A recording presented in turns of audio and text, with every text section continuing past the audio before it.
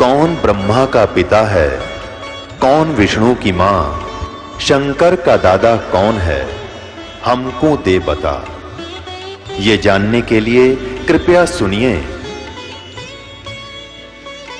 जगत गुरु तत्वदर्शी संत रामपाल जी महाराज के अमृत वचन सर्व पवित्र धर्मों के पवित्र शास्त्रों के आधार पर।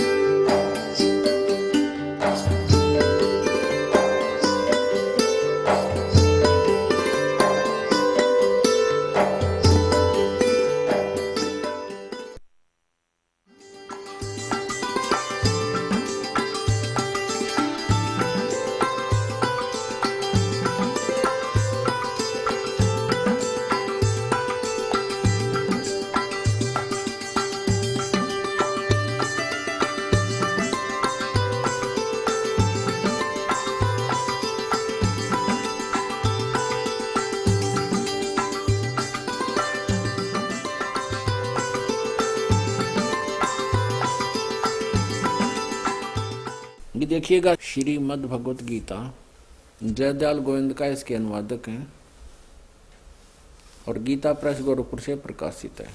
इसका देखिएगा अध्याय नंबर 8 और ये श्लोक नंबर नीचे है 17। इसमें क्या लिखा है? सहस्र युग पर्यंतम। सहस्र युग, इसमें सहस्र चतुर्युग नहीं लिखा है, ये ध्यान से देखना। मूल संस्कृत हम आसानी से पढ़ सकते हैं। सहस्र युग पर्यंतम, इसमें सहस्र चतुर्युग नहीं लिखा रखा है, ओनली युग लिखा है। अह माने दिन, यत ब्रह्मण, ये ब्रह्मण, यहाँ ब्रह्मण का अर्थ है इस अक्षर पुरुष, अक्षर ब्रह्म यानी पर ब्रह्म। विदु माने जानते हैं, अह माने दिन, और रात्रिम योग सहस्रांतम, चतुर्युग नहीं है इसके अंदर, युग सहस्र, सहस्र माने 1000, रात्रि माने रात्रिम, ते अहोर विद जना। तो जो इस ब्रह्मण माने अक्षर पुरुष के पर ब्रह्म के दिन, जो 1000 युग का दिन और 1000 युग की रात्रि है, अहोरात्र माने दिन रात को सही ढंग से बतावेगा, वो विद्वान है, वो सही ढंग से इस काल की सारी स्थिति से परिचित है। इन्होंने यहां अनुवाद गलत कर दिया, देखना। ब्रह्मण का अर्थ कर दिया इन्होंने ब्रह्मा का। इनकी बुद्धि ब्रह्मा विष्णु महेश तो ऊपर जावे नहीं थी। ब्रह्मण का अर्थ कर दिया ब्रह्मा, और ब्रह्मा का जो एक दिन है उसको 1000 चतुर्युगी तक की अवधि वाला। यहां चतुर्युग नहीं आना चाहिए, सहस्र युग पर्यंत है। अह माने दिन, और ब्रह्मण का अर्थ लिखना था अक्षर पुरुष का। अक्षर पुरुष का जो एक दिन है वह 1000 युग की अवधि वाला है, नोट चतुर्युग। और इतनी रात्रि भी 1000 युग की है, नोट चतुर्युग की। और जो व्यक्ति तत्व से जानते हैं वे योगी जन काल के तत्व के जानने वाले, वो असली संत हैं जो इसको समझेंगे। ये चतुर्युग नहीं है। अब समझाएंगे आपको ये वास्तविकता क्या है। अपने आत्माओं ने तो गीता ज्ञानदाता कंप्लीट नॉलेज रखता आध्यात्मिक, क्योंकि ये चौथे अध्याय के 34वें श्लोक में कहता है कि अर्जुन, वो तत्व ज्ञान जो परमात्मा ने स्वयं आकर बताया अपने मुखारविंद से, चौथे अध्याय के 32वें श्लोक में उस ज्ञान के विषय में कहा है कि ब्रह्मण मुखे, जो परमेश्वर ने सच्चिदानंद घन ब्रह्म ने स्वयं आकर बोला है, वो तत्व ज्ञान है। उस ज्ञान को तू तत्वदर्शी संतों के पास जाकर समझ, और उसमें बहुत विस्तार के साथ सब आध्यात्मिक यज्ञानुष्ठानों की जानकारी दी गई है, वो सच्चाई है। और उससे मैं भी परिचित नहीं हूं, इसलिए उसको तत्वदर्शी संतों से जाकर पूछ, वो बताएंगे उस परमात्मा तत्व की सही जानकारी। तो यहां भी यही बताया 8वें अध्याय के 17वें श्लोक में गीता जी में कि जो 1000 युग का है, नोट चतुर्युग, ब्रह्मण यानी परब्रह्म के अक्षर पुरुष की दिन और इतनी ही रात्रि है, जो इसको सारे समय को, काल को सही ढंग से बता देगा, वो तत्वदर्शी संत है, वो सही ज्ञान रखता है।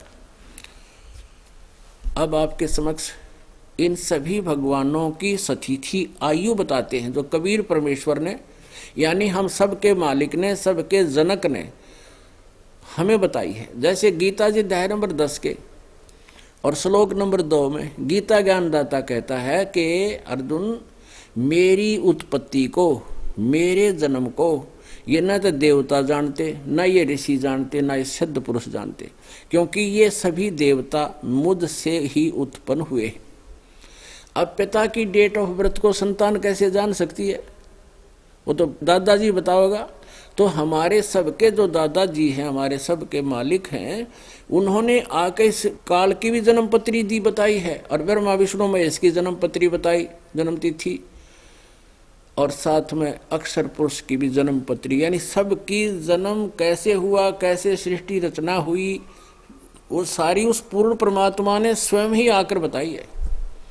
और वेद भी यही गवाही देते हैं कि अपने द्वारा रची हुई सृष्टि की सही जानकारी ठीक ठीक वो स्वयं ही आकर पूर्ण परमात्मा बताता है, और कोई नहीं बता सकता। अंडरस्टूड है? बाकी बताओगे तो तुक्के मारेंगे, झूठी आदि सच्ची आदि झूठी मिला करके एक लोक वेद बना सकते हैं, वो बना ही रखे थे पहले हमारे यहाँ। अब आपको बताते हैं, अब इन सभी प्रभुओं की, ब्रह्मा विष्णु शिव जी तीनों को हम भगवान मान्या करते हैं, और ये भी समझा करते थे इनका कोई माता पिता नहीं है, ये लोक वेद सुना रखा था अपने को। तो पुण्यात्मा, श्री ब्रह्मा जी, श्री विष्णु जी, श्री शिव जी ये नासवान है, इनकी जन्म मृत्यु होती है, इनके माता पिता हैं। श्रीमद् देवी भागवत 3रा स्कंद और गीता प्रेस गोरखपुर से प्रकाशित केवल हिंदी मोटा टाइप सचित्र, उसके 123 पृष्ठ पर विष्णु भगवान अपनी माता दुर्गा की स्तुति करते हुए कहते हैं कि हे माता, आप शुद्ध स्वरूपा हो और आपसे ही सारा संसार उद्भासित हो रहा है।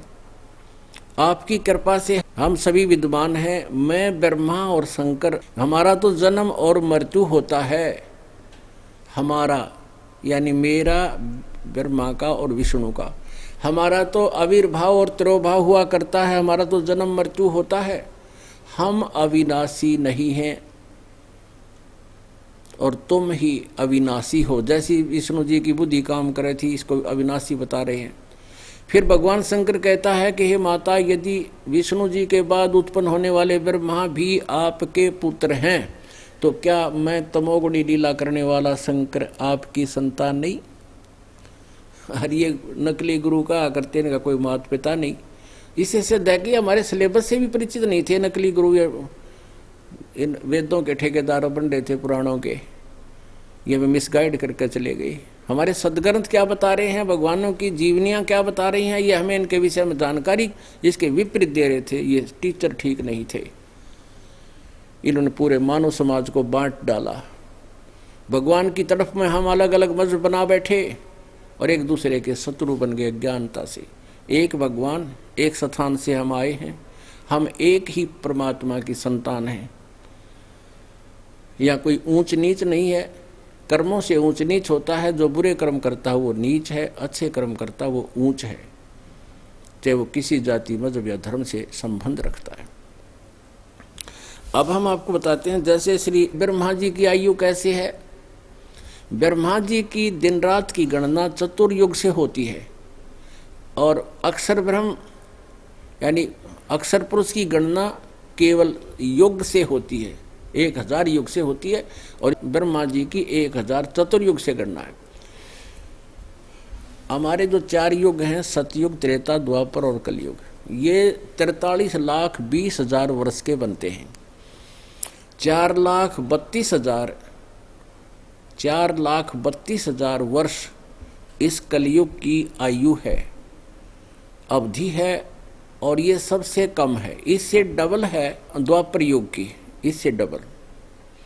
और त्रेता युग में की 3 गुना है इससे, और सतयुग की इससे 4 गुना है। तो ऐसे कुल मिलाकर के 43,20,000 वर्ष बनते हैं हमारे मनुष्यों के वर्ष। तो ये एक चतुर्युग होता है। और ऐसे 1000 चतुर्युग का ब्रह्मा जी का दिन और इतनी ही रात्रि, यानी 30 दिन रात का एक महीना हो गया, और 12 महीने का एक वर्ष हो गया, और 100 वर्ष की ब्रह्मा जी की आयु होगी। इससे सिद्ध हुआ आयु सीमित है, ब्रह्मा जी की मृत्यु है। और इससे 7 गुना जो है विष्णु जी की आयु है। ब्रह्मा जी से 7 गुना, यानी ब्रह्मा जी की 100 वर्ष है तो विष्णु जी की ऐसे बने हुए वर्ष 700 वर्ष है। और श्री शिव जी की जो तमोगुण शिव है, इसकी विष्णु जी से भी 7 गुना अधिक है। तो 700 गुना में 7, इसकी 4900 वर्ष है, तो फिर भी मृत्यु अविनाशी नहीं है ये। अब इनसे गणना होगी आगे, जैसे ये तीसरा जो भगवान शिव है ये इनसे अधिक आयु रखता है, और ये 70,000 बार जब ये त्रिलोकीय शिव मर लेगा, इसको त्रिलोकी भगवान कहते हैं इनको, इन छोटे वाले लोगों की, तो 70,000 बार जब ये त्रिलोकीय शिव की मृत्यु हो लेगी, ऐसे 70,000 शिव मर लेंगे। और ये प्राणी जो ब्रह्मा विष्णु महेश की वर्तमान में जो पद पर विराजमान है, ये अन्य योनियों में चले जाएंगे, 84 लाख योनियों में चले जाएंगे। नए पुनकर्मी प्राणियों को इन पदों पर रखा जाता है। दुर्गा से उत्पन्न करता है ये काल, और फिर इनको अपने पुत्र रूप में व्यवस्थित करने के लिए पूरे एक ब्रह्मांड में 3 लोकों का अधिपति बनाता है। तो जब 70,000 बार ये शिव मर लेंगे, उसके बाद एक ब्रह्मांड का विनाश होगा। और ये जो ब्रह्मलोक के अंदर ये ब्रह्म रहता है, वहाँ ये 3 स्थिति में ही रहता है। एक में ये ब्रह्मारूप बनाकर रहता है, 3 गुप्त स्थान बना रखे, और दूसरे में विष्णु का रूप धारण करके रहता है, और तीसरे में ये शिव का रूप धारण करके रहता है। और जिस भी अक्षेत्र में ये जैसे विष्णु जी का रूप धारण करके रहता है, तो वहाँ दुर्गा को, देवी को अपनी पत्नी रूप में रखता है। इन दोनों के संयोग से जो पुत्र उत्पन्न होता है वो विष्णु जी के आकार का बन जाता है, इन्हीं की शकल जैसा बन जाता है। वो सतोगुण युक्त हो जाता है, क्योंकि वो अक्षेत्र सतोगुण युक्त है। ऐसे ही ये काल जो है ब्रह्मा रूप धारण करके वहाँ ब्रह्मलोक के गुप्त स्थान पर रहता है, जो रजोगुण प्रधान अक्षेत्र है, और वहाँ दुर्गा को अपनी पत्नी रूप में रखता है। इनके दोनों के योग से, संयोग से, पति पत्नी व्यवहार से जो पुत्र उत्पन्न होता है वो ब्रह्मा जैसा ही बन जाता है, क्योंकि काल ब्रह्मा रूप बनाकर ही वहाँ विलास करता है, और उसी जैसी शकल का उनका पुत्र उत्पन्न हो जाता है और रजोगुण युक्त हो जाता है। और तीसरे में ये रहता है शिव रूप में, और फिर जो पुत्र दुर्गा को वहाँ पत्नी रूप में रखता है, जो पुत्र इन दोनों के योग से होता है उसी जैसे आकार का, उसी शकल का बन जाता है। तो ऐसे ये वहाँ पर भी जब ये 70,000 बार जब ये त्रिलोकीय शिव मर जाएगा, तब ये काल जो शिव रूप में काल वहाँ रहता है, जिसे काल रूपी ब्रह्म भी कहते हैं, सदा शिव भी कहते हैं, उसकी मृत्यु होती है। एक ब्रह्मांड का विनाश समझो एक युग हो गया। 70,000 बार जब त्रिलोकीय शिव की मृत्यु होगी तो वो एक युग बन गया, और काल की मृत्यु हुई, शरीर छोड़ दिया इसने वहां पर अपना शिव रूप में, तो काल की मृत्यु होगी, यो एक युग हो गया। किसका? ये उस अक्षर पुरुष का। गीता जी अध्याय नंबर 15 के श्लोक नंबर 16 में 2 पुरुष हैं, सर्वपुरुष और अक्षर पुरुष। अब सर्वपुरुष तो सीधा ही नाशवान है, तो आप कह रहे हैं मेरे भी जन्म मृत्यु तेरे भी जन्म मृत्यु होते हैं, और ये ऐसे जन्म मृत्यु होते हैं। अब इसकी मृत्यु होगी 70,000 बार, जब इसका पुत्र मर जाएगा शिव, उसके बाद इसकी मृत्यु होगी, और यू योग हो गया एक किसका? अक्षर पुरुष का। तो ऐसे 1000 युग का अक्षर पुरुष का दिन और 1000 युग की रात, ऐसे जो 30 दिन रात का एक महीना बन गया, तो ऐसे 12 महीने का एक वर्ष बन गया किसका? अक्षर पुरुष का। और ऐसे 100 वर्ष की आयु है इस अक्षर पुरुष की।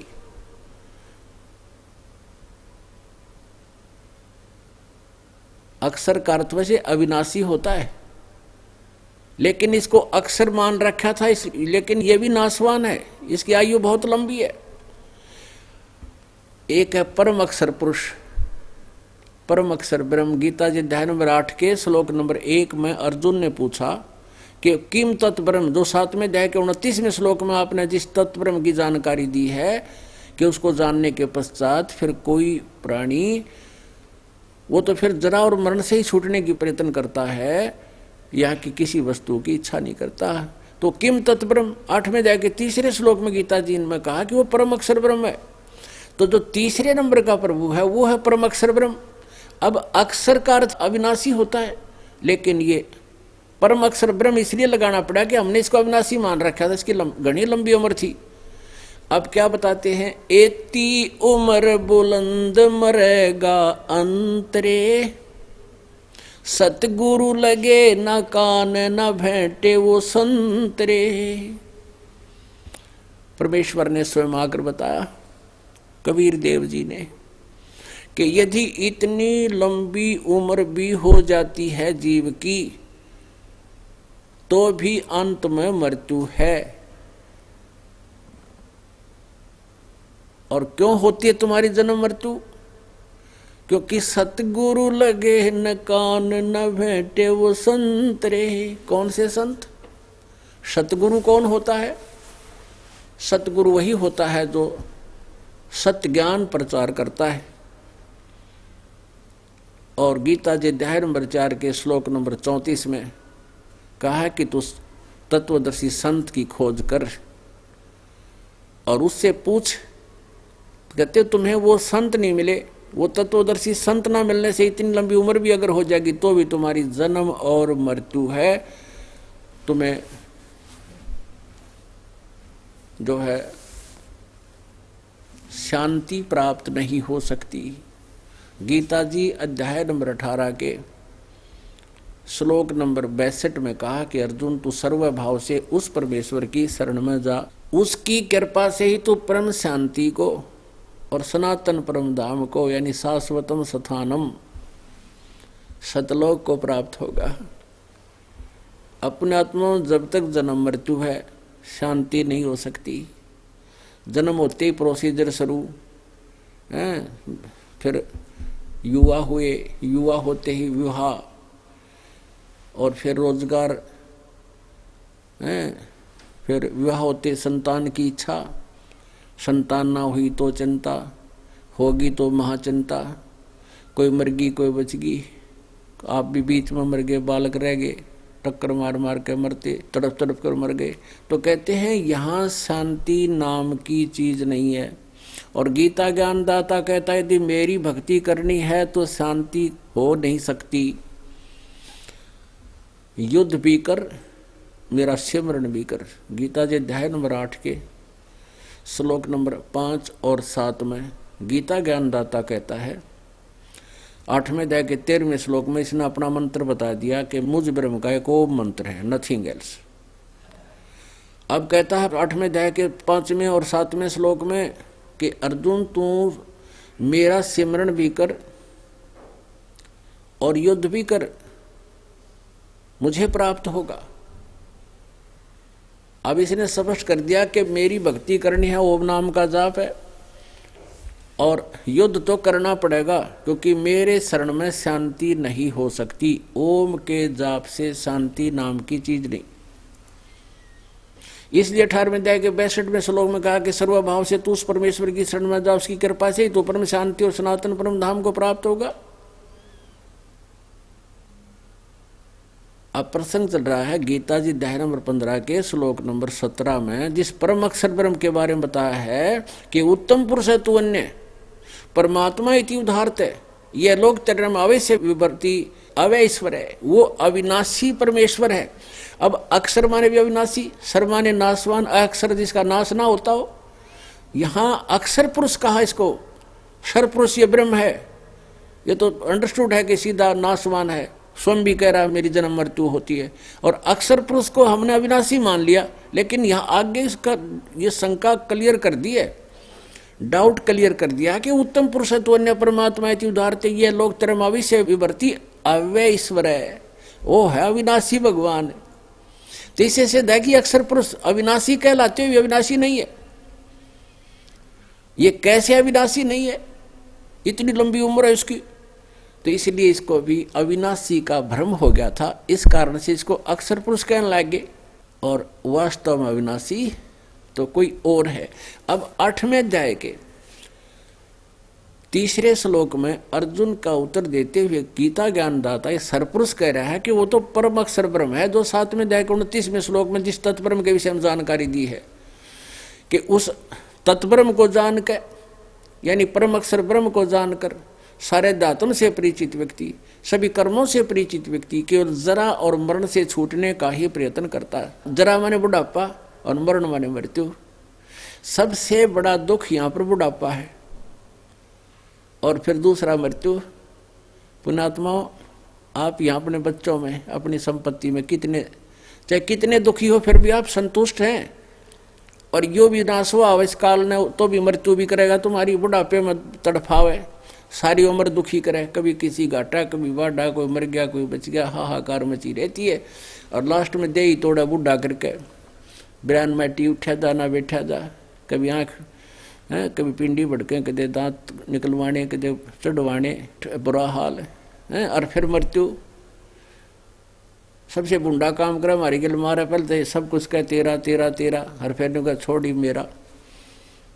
तो इतना बुरा हाल हमारा कर रखा है, हमारी आंखें नहीं खुलने देता। इसने इतना नशा कर दिया हमारे ऊपर, इतना प्रभाव डाल दिया, यहाँ की ऐसी वृत्ति बना दी, ऐसा घुमा दिया अपने इसने प्रेशर से कि जीव के बस का नहीं। जैसे किसी ने कोई शराब प्या दिया, छित 2 पैग अच्छे मार दिए, नो काटी ना चक्कर पुड़ा पुड़ा देखे जाए, नो पता नहीं तू बोल किस तरह है। तो हमारे को इसने इतना नशा कर रखा है। कबीर परमेश्वर कहते हैं, कबीर ये माया अठपटी सबगट आनड़ी, और किस किस ने समझाऊं या कुआ बांग पड़ी। अब इस बांग का नशा उतरेगा, ये एंटीबायोटिक खानते हैं। ये ज्ञान समझने से आप यहीं रहोगे, यही बच्चे होंगे, आपको भी सुख देगा, परमात्मा सुखदाई है। इस विधि से आप भी सुखी रहोगे, आपकी अकाल मृत्यु भी बचेगी, आपके बच्चों की भी बचेगी। और वो परमात्मा मिलेगा जिसकी हमें खोज है, जिसके लिए सभी सदग्रंथ प्रमाण करते हैं कि वो है परम अक्षर ब्रह्म। उसकी साधना करने से फिर कभी मृत्यु नहीं होगी। अब गीता जी अध्याय नंबर 8 के श्लोक नंबर 3 में कहा कि वो है वो परम अक्षर ब्रह्म, वो तत्ब्रह्म जो है परम अक्षर ब्रह्म है, जिसको जानने के बाद प्राणी केवल जरा और मरण से छूटने का ही प्रयत्न करता है। जरा माने बुढ़ापा है। अपन आत्मा जब तक ये प्राणी थोड़ा सा हाथ पैर चल रहे हैं ना, इसके इतने इसका दस्ती कोई ना बुढ़ा होकर दुखी भी होया करे। हम देखते हैं वृद्ध आदमी लाठी का सारा धीरे धीरे चलते हैं बेचारे, और हम खे देश ही निकल जाते हैं। इस तत्व ज्ञान से जब आप उनके आसपास से गुजरोगे, आपको पता चलेगा कि ये हमारे ऊपर भी आने वाली है। तो उससे हम क्या करेंगे, क्योंकि बुढ़ापे में सुख भगवान दे सके, संतान नहीं दे सकती। चाहे आपकी कितनी अच्छी संतान है, नेक है, आपकी खूब सेवा करे, लेकिन आप जी ने जीवन भर भक्ति करी नहीं, सारी उम्र पाप इकट्ठे करे, तो उन पापों का दंड तो वृद्धावस्था में भी भोगना ही पड़ेगा। जैसे पिता के पेट में दर्द हो गया या पैर में हो गया, कोई भी किसी कारण से कहीं भी पीड़ा है, तो संतान जो है बैठ के दुख में दुखी हो सकती है, अच्छा ट्रीटमेंट करा सकती है, लेकिन उस व्यक्ति के, उस प्राणी के संस्कार कमजोर हैं तो औषधि भी नहीं लगा कर रिएक्शन करने लग जाती है। अब उस किए हुए पाप के कर्म तो उस बुढ़े ने भोगने पड़ेंगे। वह 30 बालक नहीं सहन कर सकते, उस पेट के दर्द ने बुढ़ा सहन करेगा। और संतान वैसे अच्छी भी है, क्या सहयोग दिया संतान ने। तो हमने इसलिए ये ज्ञान दिया जाता है कि जब आपके ऊपर एक और आपदा आवेगी, बुढ़ापा, और जीवन में तो ना जाने कितनी घटनाएं आपके ऊपर आ सकती है प्रारब्ध के संस्कारवश, तो ये भी इस परमात्मा, समर्थ परमात्मा कबीर परमेश्वर की भक्ति से, इसकी साधना करने से, ये साधना जो दास आपको बताएगा, इससे आपके जीवन में आने वाले प्रारब्ध के जो संकट हैं वो भी कटेंगे, खत्म होंगे, और बुढ़ापा भी आपका बहुत हल्का होगा, बहुत ही कम संकट में आपका जीवन व्यतीत हो जाएगा। और जब मृत्यु होगी, सबसे पहाड़ टूटेगा। मृत्यु के समय जब भक्ति नहीं कर रखी, यम के दूत आते हैं, उनके पास काउंटिंग होती है कि इस वृद्ध के अब 20 सांस रह गए, 100 सांस रह गए हैं श्वास, उससे पहले आकर के इसकी गर्दन और जुबान को बंद कर देता है, और फिर उसके श्वास गिनते हैं, जीभ दाब के कर ले पूरे, और फिर वो वैसे नहीं छोड़ता है शरीर को, क्योंकि हम किसी किराए के मकान पर रहते हुए ना छूटा जल्दी ही कोई कह दे खाली कर दे भाई मेरा, तो भी दुख मानकर कई दिन अटपट करके निकाल देते हैं। और इस मकान में तो हम रहे जा 60, 80, 90 वर्ष तक, फिर यूँ के सज छूटे हैं बिना ज्ञान के व्यक्ति का। और ज्ञानवान व्यक्ति जब परमात्मा का बुला होगा तो थोड़ी का भाग लेगा इस खोखे ने, तो वो नहीं छोड़ सकता। भक्तिहीन प्राणी में वो व्यवस्था नहीं होती कि शरीर से छोड़ भी सके अपनी मर्जी। फिर यम के दूत इसको डराते हैं, बुरी बुरी तरह आकृति बनाते हैं ताकि वो भयभीत होकर इसको छोड़े, और ना छोड़े फिर इसके अंदर से सूक्ष्म रूप में भाले ठोकते हैं, ये फिर से निकल कर भाग जाता है, फिर इन्हें पकड़े भाग के की जाएगा। तो अंत में टट्टी और पेशाब निकल जाती सपला तो उनकी, जो आज धरती तोलता फिरता पता नहीं के बकवाद करता है। तो वो दुख याद दिलाए जाते हैं ताकि इस जीवन में ये व्यक्ति बुरे कर्म ना करे, अच्छे कर्म करके भगवान की भक्ति करके अपने आने वाले प्रारब्ध के कर्मों से भी बचाव कर सके। तो क्या बताया है कि इस तत्व ज्ञान से परिचित हुआ व्यक्ति और तत्ब्रह्म से यानी उस परम अक्षर ब्रह्म से परिचित व्यक्ति, वो केवल जरा और मरण से, जरा माने बुढ़ापे का संकट और मरण माने मृत्यु के, इस जरा और मृत्यु के दुख से छूटने का प्रयत्न करता है। तब अर्जुन ने पूछा वो किम तत्ब्रह्म, वो तत्ब्रह्म क्या है जिसको जानकर फिर आदमी केवल यहाँ से छूटने का प्रयत्न करता, संसार की किसी वस्तु की या पुनर्जन्म की इच्छा नहीं रखता। अब पुनर्जन्म हो गया फिर हुआ है दुर्गति शुरू, फिर हो गया फिर हुआ है शुरू, फिर हो गया फिर हुआ है शुरू, बता कि कोई अंत है इसका। तो कहने का भाव ये है, जब तक हमें तत्व ज्ञान नहीं होगा तो हमारी हृदय नहीं हटेगा यहाँ से, इच्छा नहीं मिटेगी यहाँ से। अब 8वें अध्याय के 8, 9 और 10 श्लोक में अब गीता ज्ञानदाता कहता है कि जो व्यक्ति उस तत्व ब्रह्म की, परम अक्षर ब्रह्म की 8वें अध्याय के 3रे श्लोक में जिस परम अक्षर ब्रह्म उत्तम पुरुषत्व अन्य, 15वें अध्याय के 17वें श्लोक वाला जो भगवान है उत्तम पुरुषत्व अन्य, वो परम अक्षर ब्रह्म है। उस परम अक्षर ब्रह्म की जो भक्ति करता है, और उस परम अक्षर ब्रह्म की भक्ति का कौन सा मंत्र है? श्रीमद् भगवत गीता अध्याय नंबर 17 के श्लोक नंबर 23 में स्पष्ट किया है, ओम तत् सत इति निर्देश है ब्रह्मण त्रिविध समृतः। अब यहाँ पर ब्रह्मण का अर्थ जो है ये परम अक्षर ब्रह्म है। तो जैसे 8वें अध्याय के 17वें श्लोक में जो ब्रह्मण अर्थ है, वहां पर आयु की सीमा है, आयु की काउंटिंग है, वहां आयु की गिनती बताई गई है। वहां ब्रह्मण का अर्थ है बड़ा भगवान, यानी ब्रह्म से बड़ा परब्रह्म, उस परब्रह्म की जानकारी दी गई है। और यहाँ पर जो लिखा है ओम तत् सत, इन तीनों भगवानों की, सर्वपुरुष, अक्षर पुरुष और परम अक्षर पुरुष, सर्वब्रह्म, अक्षर ब्रह्म और परम अक्षर ब्रह्म, इन तीनों प्रभुओं की साधना का मंत्र है। अब जैसे ओम तो सर्वपुरुष यानी ब्रह्म का, और तत् और सत ये गुप्त हैं, सांकेतिक हैं। तत् ये अक्षर पुरुष का, अक्षर ब्रह्म कहो इसको, जो 7 संग ब्रह्मांड का मालिक है। और सत जो है ये भी कोड वर्ड है, ये दास बता सकता है, इस पृथ्वी पर किसी के पास नहीं है। और कोई मुझसे पता करके जानकर या कोई पुस्तक में पढ़ के हेरा फेरी करके उसको जान भी लेता है, उसका ज्ञान व्यर्थ है, क्योंकि आगे वो किसी को प्रदान करने का अधिकारी ना होने से अनधिकारी से बनाया हुआ कोई भी लाइसेंस भी वैलिड नहीं है। और ये तो जन्म और मोक्ष का मार्ग है, किसी का अधिकारी नहीं है वो। अगर कोई इससे नकली काम को करता हो तो महादुश्मन है समाज का, परमात्मा का भी शत्रु है वो। तो अधिकारी के बिना कोई भी वस्तु वैलिड नहीं होती, वो नहीं लेना चाहिए ना उन्होंने देना चाहिए। तो यहां पर लिखा है कि ओम तत्सत इति निर्देश ब्रह्मण त्रिविध समर्थ है। ओम तत्सत यह 3 विधि से जाप करने का, और ब्रह्मण माने सच्चिदानंद घन ब्रह्म के पाने का मंत्र है। गुणात्मा, जैसे हमने आम खाना है, आम, या सेब खानी है, सेब, तो सेब को प्राप्त करने के लिए पहले मजदूरी करनी पड़ेगी। आपने मजदूरी कहीं कर रहे हो, फिर वहां से क्या मिलेगा? रुपये मिलेंगे आपको, रुपए। और उन रुपयों को लेकर कहाँ जाओगे? मार्केट में, वहां सेब मिलेगी। तो परम अक्षर ब्रह्म के पाने के लिए जो ये 3 मंत्र हैं या मजदूरी है उस सेब को पाने के लिए,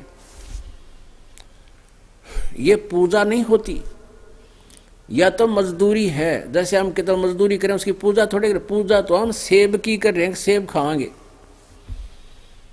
तो हमने सेब प्राप्त करने की जो आस्था है वो हमारी पूजा है।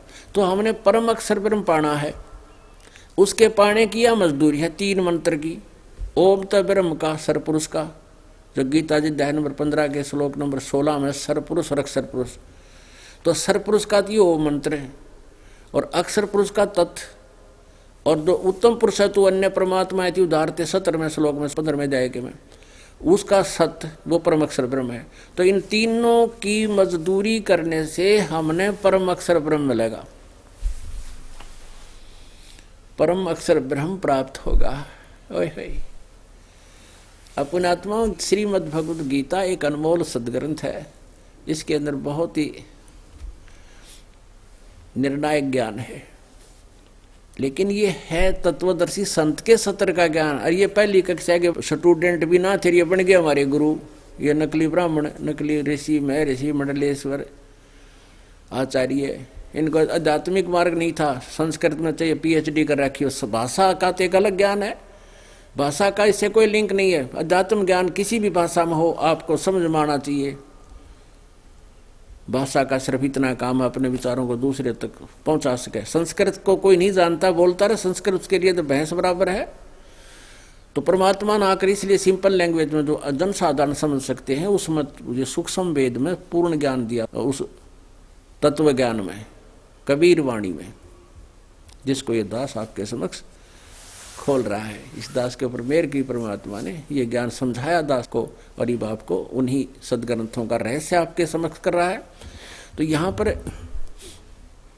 ये एक अनमोल सदग्रंथ है श्रीमद् भगवद गीता। इसको नहीं समझ सके ये, क्योंकि कारण क्या है भाई? गुरु बिन काहुन पाया ज्ञाना, जो थोथा भूस छड़े मूड किसाना। गुरु बिन वेद पढ़े जो प्राणी, समझे न सौर रह अज्ञानी। कहते गुरु बिना, गुरु कहो ते सतगुरु कहो। यदि गुरु वही होता है जो सही ज्ञान जानता हो, लेकिन ये झूठे गुरु गणे हो गए, इसलिए सतगुरु कहना पड़ा। जो सच्चा ज्ञान बताओ वो सच्चा गुरु। तो वैसे तो गुरु ही काफी था।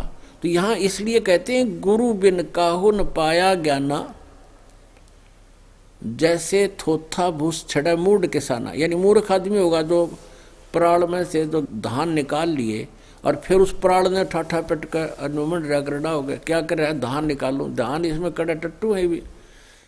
ऐसे ही हम तत्व ज्ञान के बिना जो भी साधना कर रहे थे वो आन उपासना थी, वो थोथा भूस कूट रहे थे। श्रीमद् भगवद गीता अध्याय नंबर 16 के श्लोक नंबर 23 और 24 में कहा कि अर्जुन,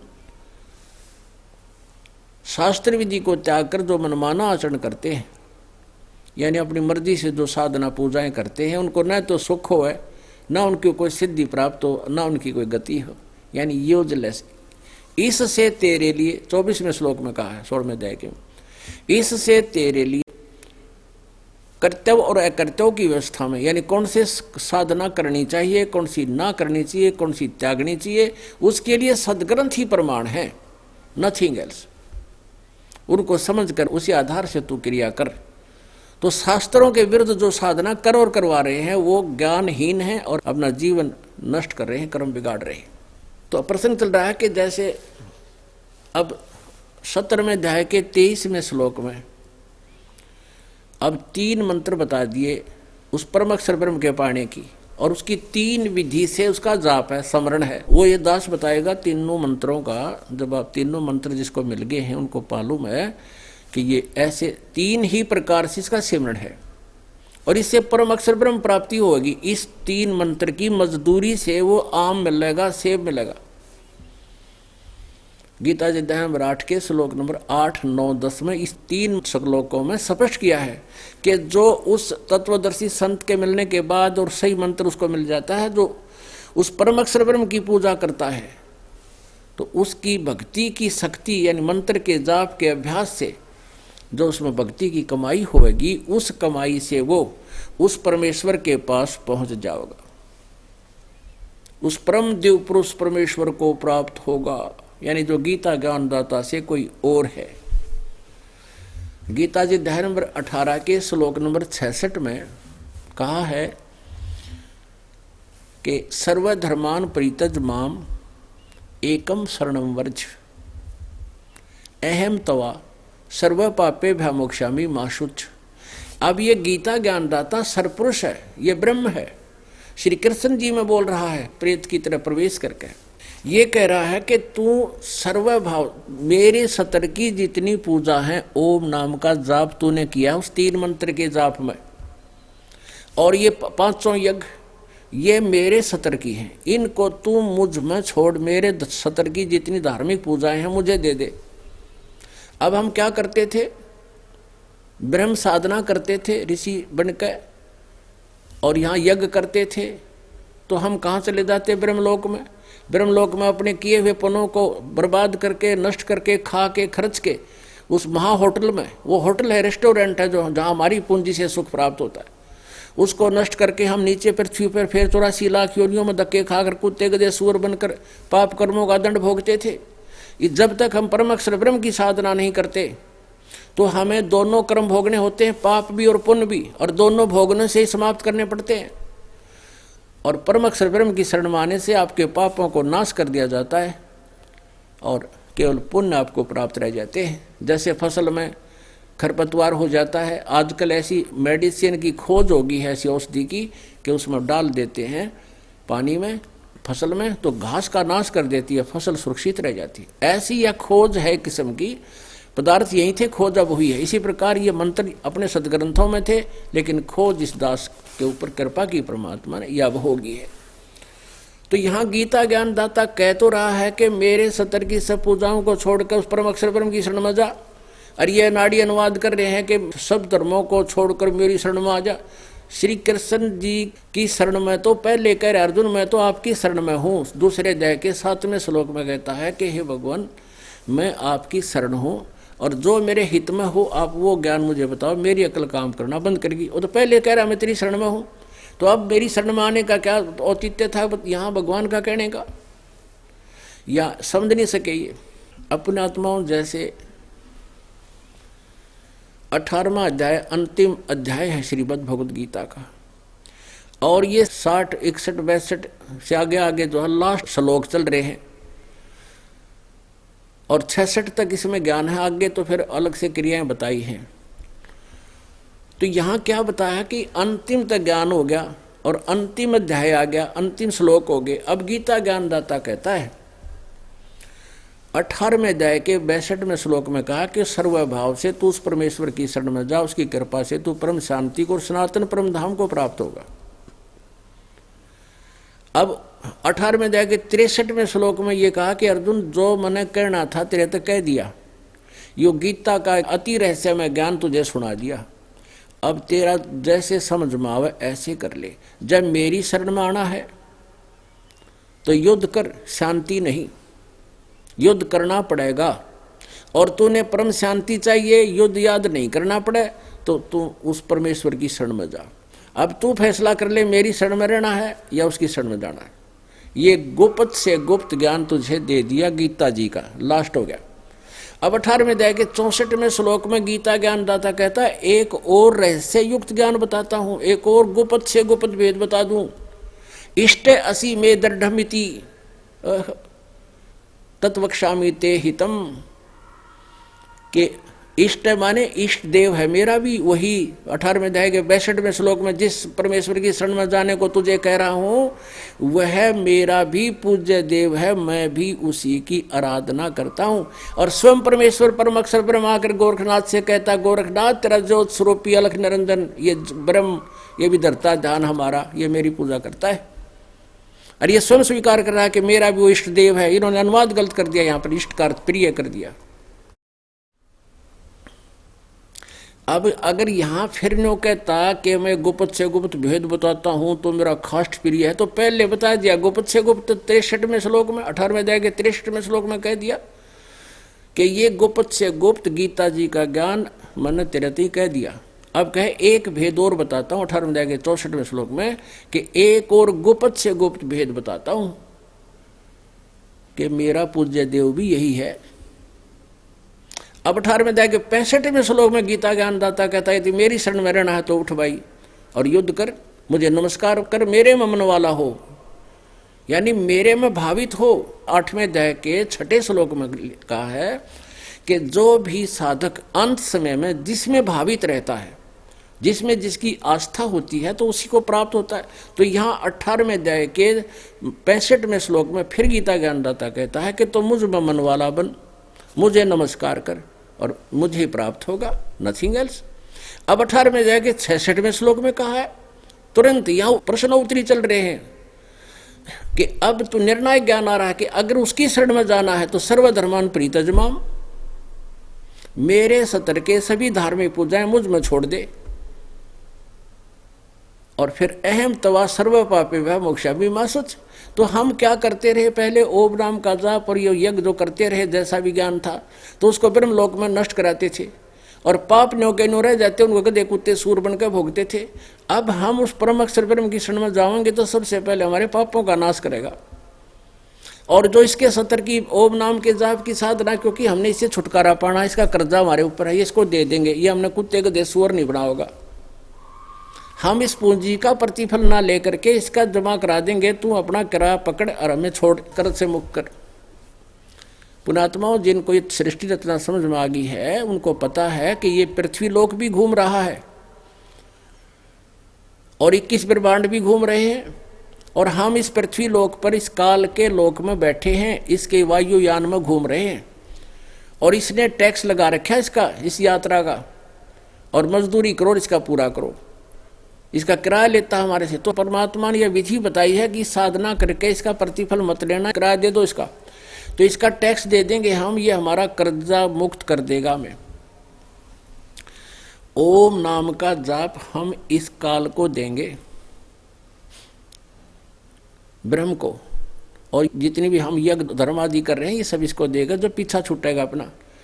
और फिर कहता है सर्वधर्मान प्रीतजमाम एकम शरणम व्रज, एकम माने जिसके बराबर दूसरा ना हो, अद्वितीय, उस परम अक्षर ब्रह्म की शरण में जा। अहम तवा सर्व पापे भय मोक्षामि मासुच, फिर कहता मैं तेरे को कोई दंड नहीं दूंगा, क्योंकि फिर यूँ मांगे कि हमारे तो जब इसका हमारा फैसला हो गया तो चिंता ना करे। कहता है तब तेरा छुटकारा हो सकता है, तू उसकी शरण में जा और तत्वदर्शी संत मिले। यो 17वें अध्याय के 23वें श्लोक में जो कोड वर्ड है मंत्रों का, ये वो तत्वदर्शी संत ही बता सकता है, और उसकी भक्ति करने से ही तेरा मोक्ष होगा। क्लियर कर दिया कति। और यहाँ गीता अनुवादकर्ताओं ने आज तक इस दास से पहले सबने अनर्थ कर रखा है, वर्ज माने आना कर रखा है, जबकि वर्ज माने जाना होता है। जैसे इंग्लिश वर्ड गो है, गो मीन जाना, और गो का अर्थ कोई कम करता है यानी आना करता है, तो कितना विद्वान है, कैसा समझा उसने उस सेंटेंस को, वो महामूर्ख है। तो इन्होंने वर्धमाने आना कर दिया, जबकि वर्धमाने जाना होता है, क्योंकि इनकी बुद्धि का सतर श्री कृष्ण यानी विष्णु जी से ऊपर गया है को नहीं। इन्होंने श्री विष्णु जी को, इस सतोगुण विष्णु जी को परम पुरुष मान रखा था। अपने आत्माओं श्रीमद् भगवद गीता अध्याय नंबर 2 के श्लोक नंबर 46 में इसको आपको फिर याद दिलाते हैं कि इसमें कहा है कि जब आपको परमात्म तत्व का ज्ञान हो जाएगा, परम अक्षर ब्रह्म की जानकारी हो जाएगी, उस समय तेरी स्थिति ऐसी हो जाएगी अर्जुन, जैसे बहुत बड़े जलाशय की प्राप्ति के उपरांत एक छोटे जोड़ में रह जाती है, जो जिसका पता है कि 1 वर्ष वर्षा ना हुई तो ये सूख जाएगा और इसके आश्रित भी तड़फ तड़फ कर मरेंगे। तो ब्रह्मा विष्णु महेश नासवान, इन पर आश्रित व्यक्ति कैसे परम शांति प्राप्त करेगा? 18वें अध्याय के 62वें श्लोक वाली, जब तक जन्म मृत्यु है महाकष्ट है, कौन मर कर राज्य अड़ते देवता हो, आखिरी सांस तक तरफ यही रहती है, जीवन बना रहे, उनको तो और घना सुख है, वो तो और ज्यादा तुंग पाते हैं मरते समय। और ये 21 ब्रह्मांड का स्वामी सरपुरुष, आप पे सरपुरुष है, तो ये नासवान है, खुद कहता है मेरे जन्म और मृत्यु होते हैं, तो इसके आश्रित हम परम शांति कैसे प्राप्त कर सकते हैं?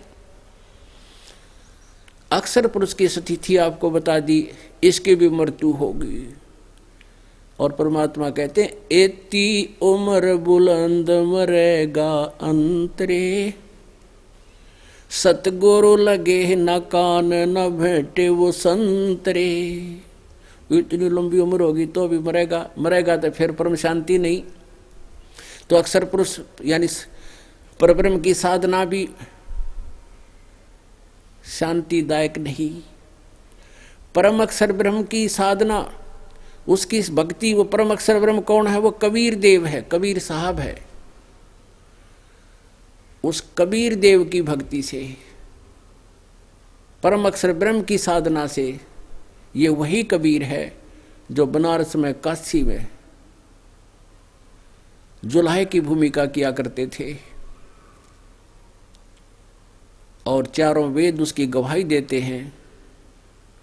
चारों वेद ये प्रमाणित करते हैं कि वो परम अक्षर ब्रह्म कबीर देव है। और सतलोक से चलकर, अपने अमर धाम से चलकर, मुक्ति धाम से गति करके यहाँ आता है, अच्छी आत्माओं को मिलता है, उनको तत्व ज्ञान से परिचित कराता है, और वो तत्व ज्ञान परिचित प्राणी फिर उस परमात्मा के ज्ञान का फिर डंडोरा पीटते हैं। उनमें से कौन कौन है वो परम अक्षर ब्रह्म के प्राप्त परमात्माएं, वो हंस आत्माएं? आदरणीय धर्मदास साहेब जी,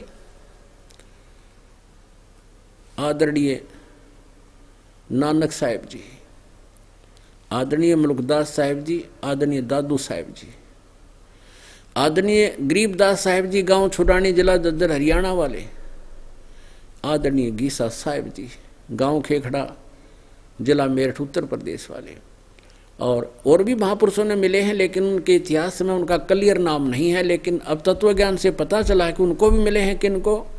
आदरणीय नामदेव साहब जी को परमात्मा स्वयं आकर मिले थे, और तब उन्होंने सही यही मंत्र मिले थे तीनों, और तब उनका मोक्ष हुआ था। तो इन महापुरुषों को परमात्मा मिले, और इन्होंने अपनी अमृत वाणी में, अपने द्वारा अनुभव की वाणी में, परमात्मा प्राप्त वाणी में लिखा है, गवाही दी है। गरीबदास साहिब ने कहा है, हम सुल्तानी नानक तारे दादू को उपदेश दिया, जात जुलाहा वेद न पाया, वो काशी माहे कबीर हुआ। आदरणीय नानक साहिब जी ने कहा है, फाई सूरत मलोकी वेश, ए ठगवाड़ा ठगी देश, खरासियाणा बोता भार, ये धानक रूप रहा करतार। गुरु ग्रंथ साहिब के 24 पन्ने पर लिखा है, और 721 पन्ने पर लिखा गुरु ग्रंथ साहिब में कि हक्का कबीर करीम तू बेऐब परवरदिगार, एक अर्ज गुप्तम पेश तो दर कून करतार, हक्का कबीर करीम तू बेऐब परवरदिगार। निर्विकार परमात्मा, हक्का कबीर माने सत कबीर, और धानक रूप रहा करतार, वो धानक रूप में परमात्मा कबीर। ऐसे दादू साहिब जी ने कहा है कि जिन मुझको निज नाम दिया सोए सतगुर हमार, दादू दूसरा कोई नहीं ये कबीर सिरजनहार। गरीबदास जी कहते हैं अनंत कोट ब्रह्मांड का एक रति निभार, और सतगुर पुरुष कबीर हैं ये कुल के सिरजनहार। बोलो सतगुरुदेव।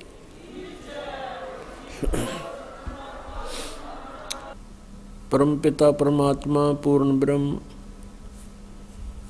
सर्व सृष्टि रचनहार ये कबीर साहब जी हम सभी आत्माओं के जनक हैं, पिता हैं।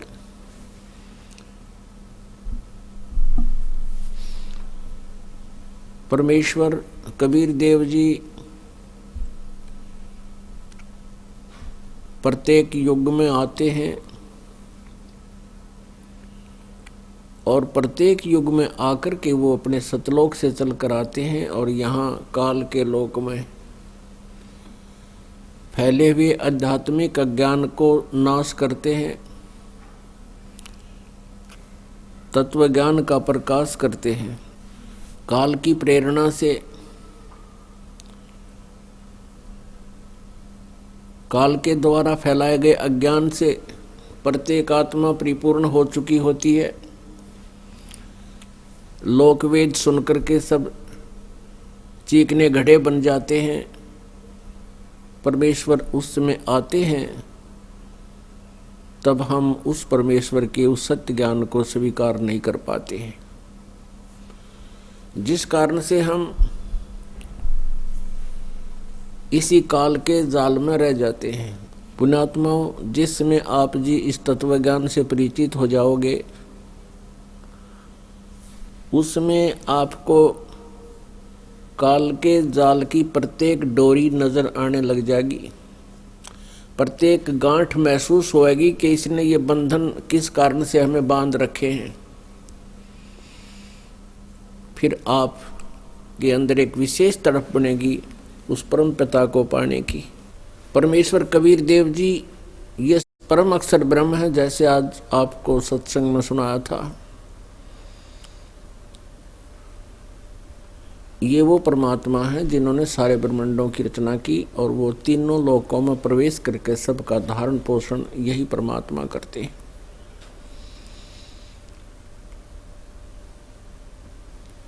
हम परमेश्वर से अपरिचित होने के कारण तत्वज्ञान के अभाव से परमात्मा को ना पहचान कर हम अज्ञान आधार से अन्य देवताओं की पूजा कर रहे थे, जो हमारे सदग्रंथों में भी मनाही है।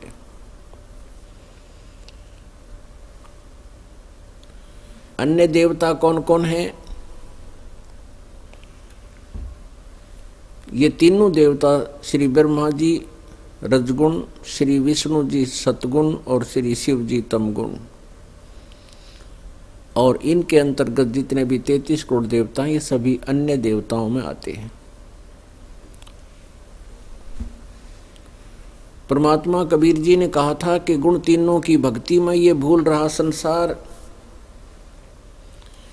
कहे कबीर निज नाम बिना भाई कैसे उतरो पार।